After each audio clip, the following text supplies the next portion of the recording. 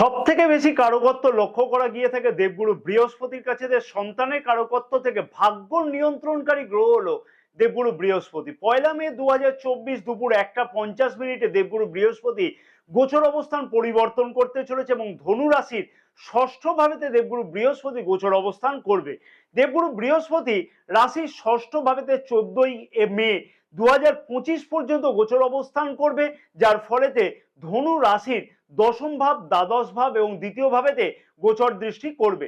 রাশির প্রথম এবং চতুর্থ ভাবের অধিপতি দেবগুরু বৃহস্পতির এই গোচর অবস্থান পরিবর্তনের ফলেতে কোন কোন দিকেতে বিশেষ কিছু শুভ পরিবর্তন লক্ষ্য করতে পারবে, শুভ পরিবর্তন লক্ষ্য করতে পারবে না বেশ কিছু অসুবিধার সম্মুখীন হতে হচ্ছে ধনু রাশির জাতক জাতিকাদের কাছে। কারণ প্রথম এবং চতুর্থ ভাবের অধিপতি দেবগুরু বৃহস্পতি ষষ্ঠ ভাবেতে গোচর অবস্থানের ফলেতে রাশির ষষ্ঠ ভাব কিন্তু অ্যাক্টিভ হয়ে যাচ্ছে। আর ষষ্ঠ ভাবকে কিন্তু আমরা অশুভ ভাব বলে বিচার করে থাকি।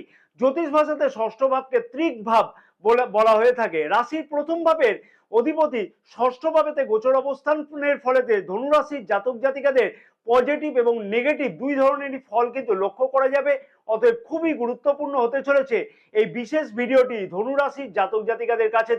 ভিডিও শুরুর পূর্বেই আমি প্রিয় দর্শক বন্ধুগণকে বলবো যে রাহু গ্রহ 18 মাস ধরে এক একটি রাশিতে গোচর অবস্থান করে থাকে, শনি গ্রহ 2.5 বছর ধরে এক একটি রাশিতে গোচর অবস্থান করে থাকে এবং দেবগুরু বৃহস্পতি এক একটি রাশিতে একটি বছর ধরে গোচর অবস্থান করে থাকে।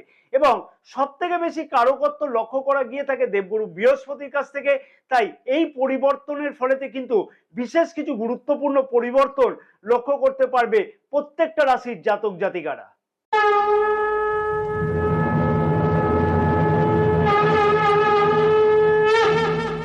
নমস্কার প্রিয় দর্শক বন্ধুগণ, আমি শ্রী পরাশর তোমাদের সকলকে জানাই সাদর অভ্যর্থনা তোমাদের এই প্রিয় চ্যানেল দ্য ডাইরেকশন অফ ডেস্টিনিতে। আশা করছি প্রিয় দর্শক বন্ধুগণ সকলেই তোমরা বেশ ভালোই আছো। ভিডিও শুরুর পূর্বে ছোট্ট একটি অনুরোধ আমি প্রিয় দর্শক বন্ধুগণকে করব, যাদের এই চ্যানেলটা এখনো পর্যন্ত সাবস্ক্রাইব করেনি তাদেরকে অনুরোধ করবো যে চ্যানেলটাকে সাবস্ক্রাইব করে নেওয়ার জন্য, পাশে থাকা বেল আইকনটিকে প্রেস করে অল নোটিফিকেশনে সিলেক্ট করে রাখবার জন্য।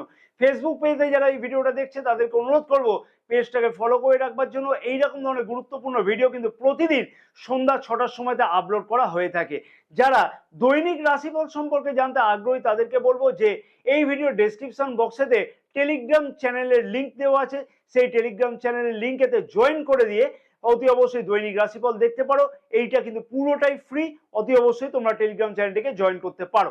ষষ্ঠ ভাবেতে দেবগুরু বৃহস্পতি মে মাসের 1 তারিখ থেকে গোচর অবস্থানের ফলেতে ধনুরাশির জাতক জাতিকাদের বেশ কিছু বিষয়তে অতি অবশ্যই কিন্তু খেয়াল রাখাটা উচিত হবে।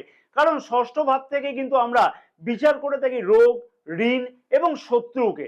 অতএব দেবগুরু বৃহস্পতি ষষ্ঠ ভাবেতে গোচর অবস্থানের ফলেতে অতি অবশ্যই ধনুরাশির জাতক জাতিকাদের শারীরিক বা স্বাস্থ্য সম্পর্কে কিন্তু বেশ কিছু খেয়াল রাখাটা উচিত হবে। ষষ্ঠ ভাবেতে দেবগুরু বৃহস্পতির এই গোচর অবস্থানের ফলেতে লিভার সংক্রান্ত কোনো সমস্যা কিন্তু অথবা আপার অ্যাবডোমেন সংক্রান্ত কোনো সমস্যা, ফ্যাট বা কোলেস্টেরল রিলেটেড কোনো সমস্যা কিন্তু লক্ষ্য করা যেতে পারে। তাই সেই বিষয়তে কিন্তু বিশেষ কিছু খেয়াল রাখাটা উচিত হবে। কারণ দেবগুরু বৃহস্পতি মনে রাখতে হবে যে শত্রু ঘরেতে কিন্তু গোচর অবস্থান করছে, তাও আবার রাশির ষষ্ঠ ভাবেতে। ধনু রাশির জাতক জাতিকাদের ঋণ সংক্রান্ত সমস্যার কিন্তু সমাধান হতে লক্ষ্য করা যাবে মে মাসের 1 তারিখ থেকে। যে সকল জাতক জাতিকা ঋণ সংক্রান্ত কোনো সমস্যাতে ভুগছিল, যেমন ঋণ পরিশোধ করতে কোনো ধরনের অসুবিধা হচ্ছিল অথবা ঋণ গ্রহণ করতে চাইলেও কোনোভাবে গ্রহণ করতে পারছিল না বা কোনোভাবে ব্যাংক থেকে হয়তো অ্যাপ্রুভ হচ্ছিল না, সেই সকল জাতক জাতিকাদের ক্ষেত্রেতে সফলতা পেতে লক্ষ্য করা সম্ভব ঋণ সংক্রান্ত ব্যাপারেতে। তবে মনে রাখতে হবে যে অতি অবশ্যই কারোর প্ররোচনাতে প্ররোচিত হয়ে কোনো বড় জায়গাতে ইনভেস্টমেন্ট করাটা একদমই কিন্তু উচিত হবে না। অযথা কোনো কারণেতে কোনো কিন্তু শত্রুতা বৃদ্ধি হওয়ার সম্ভাবনা লক্ষ্য করা যাবে আগামী এই একটি বছরেতে, অর্থাৎ মে মাস থেকে। দেবগুরু বৃহস্পতি ষষ্ঠ ভাবেতে গোচর অবস্থানের ফলেতে তাই অযথা কিন্তু শত্রুতা বাড়িয়ে কোনো লাভ নেই। অতি অবশ্যই এমনভাবে নিজেকে ব্যবহার করতে হবে যাতে শত্রুরা কোনোভাবে মাথা ছাড়া না দিতে পারে।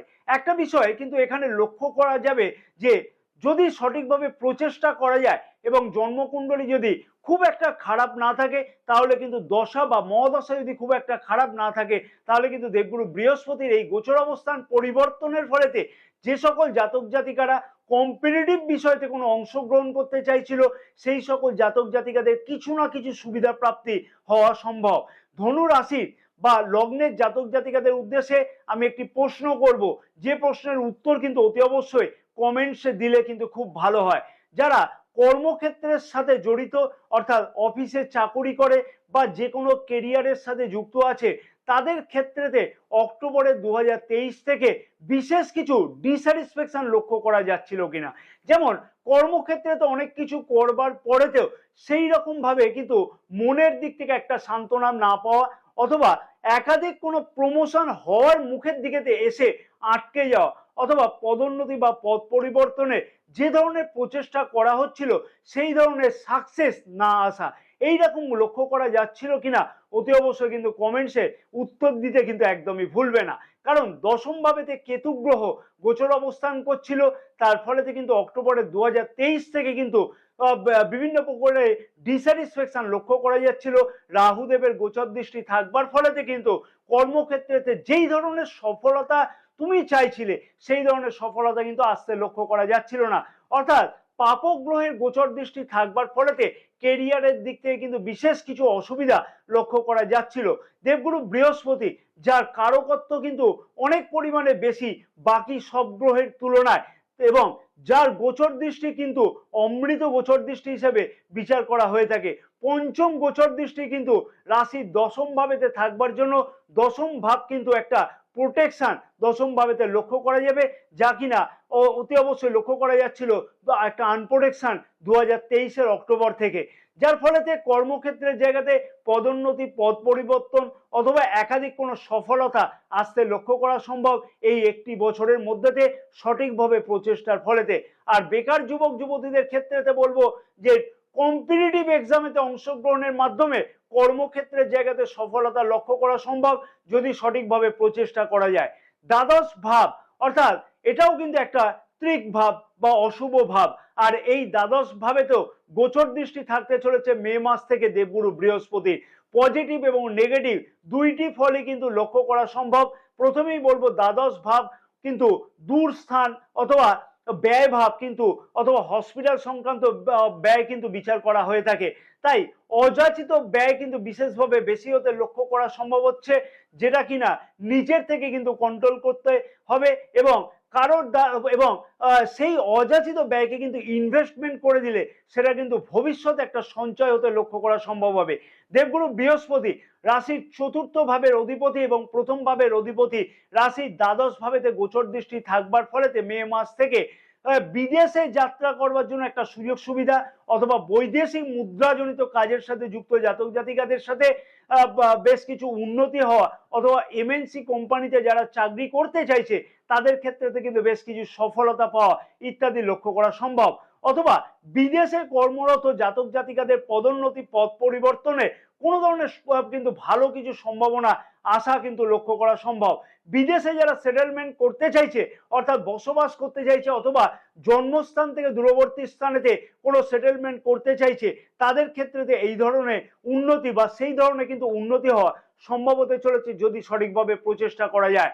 ধনু রাশি বা লগ্নের জাতক জাতিকাদের উদ্দেশ্যে একটা প্রশ্ন আমার থাকলো, অতি অবশ্যই সেই প্রশ্নের উত্তর কিন্তু কমেন্টসে দিলে খুবই ভালো হয়। বিগত 1.5 বছর ধরে প্রচেষ্টা করা যাচ্ছিলে তুমি যে ধন সম্পত্তির সঞ্চয়ের ব্যাপারেতে বা ব্যাংক ব্যালেন্স বৃদ্ধি করবার ব্যাপারেতে, কিন্তু কোনোভাবেই সেই সফলতা কিন্তু লক্ষ্য করা যাচ্ছিল কি অতি অবশ্যই জানাতে কিন্তু ভুলবে না।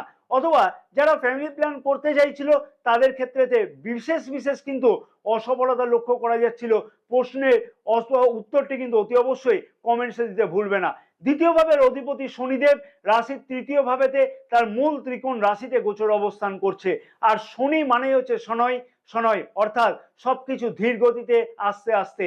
সঠিকভাবে ধন সম্পত্তি সংক্রান্ত মনোবাসনা পূর্ণ হতে লক্ষ্য করা যাচ্ছিল না।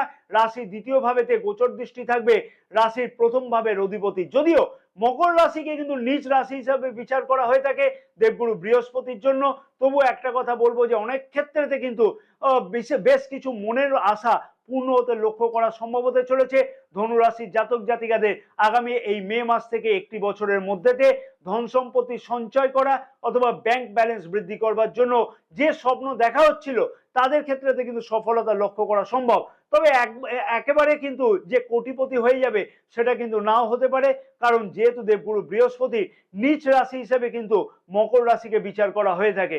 আর দ্বিতীয় ভাব থেকে যেহেতু আমরা পরিবার সংক্রান্ত ব্যাপারও বিচার করে থাকি, তাই সন্তান সুখ প্রাপ্তি হওয়া, ফ্যামিলি প্ল্যান করবার জন্য যে সকল জাতক জাতিকা কোনো ধরনের প্রচেষ্টা করছে তাদের ক্ষেত্রে সফলতা আসতে লক্ষ্য করা সম্ভব আগামী এই একটি বছরের মধ্যেতে। কারণ কি, দেবগুরু বৃহস্পতিকে সন্তানের কারক গ্রহ হিসাবে বিচার করা হয়ে থাকে। আত্মীয় সুখ কিন্তু যথেষ্ট পরিমাণে বৃদ্ধি পেতে লক্ষ্য করা সম্ভব।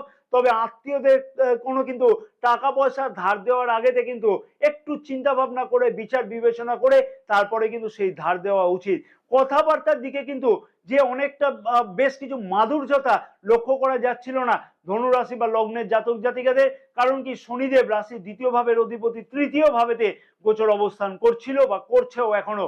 দ্বিতীয় ভাবেতে দেবগুরু বৃহস্পতি গোচর দৃষ্টি থাকবার ফলেতে কথাবার্তার মধ্যেতেও কিন্তু বেশ কিছু মাধুর্যতা আসতে লক্ষ্য করা সম্ভব হবে আগামী এই একটি বছরের মধ্যেতে। এই একটি বছরেতে কিন্তু অতি অবশ্যই বিশেষ কিছু উপায় ধনু রাশি বা লগ্নের জাতক জাতিকাদের উদ্দেশ্যে পালন করাটা উচিত, যাতে দেবগুরু বৃহস্পতি যে অশুভ ফলগুলি দিতে লক্ষ্য করা যাবে তার থেকে মুক্তি পেতে লক্ষ্য করা সম্ভব। শুভ ফলগুলিকে আরো বেশি বৃদ্ধি করতে লক্ষ্য করা যাবে এই উপায়গুলিকে পালন করলে।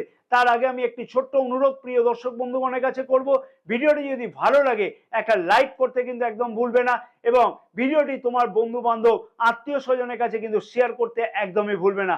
আবারও বলবো, যারা দৈনিক রাশিফল সম্পর্কে জানতে চায় তাদের উদ্দেশ্যে বলবো যে এই ভিডিও ডেসক্রিপশন বক্সেতে টেলিগ্রাম চ্যানেলে লিংক দেওয়া আছে, সেই টেলিগ্রাম চ্যানেলেতে জয়েন করে দৈনিক রাশিফল তোমরা দেখতে পারো একদম কিন্তু ফ্রিতে। উপায়গুলি বলবার আগেতে আবারও বলবো, ধনু রাশির জাতক জাতিকাদের উদ্দেশ্যে অতি অবশ্যই শত্রুতার হাত থেকে কিন্তু বাঁচা উচিত এই একটি বছরেতে। অযথা শত্রুতা কিন্তু একদমই বৃদ্ধি না করা উচিত। হসপিটাল সংক্রান্ত ব্যয় কিন্তু লক্ষ্য করা যাচ্ছে, তাই শরীর স্বাস্থ্যের দিকে বিশেষ পরিমাণে খেয়াল রাখাটা উচিত হবে।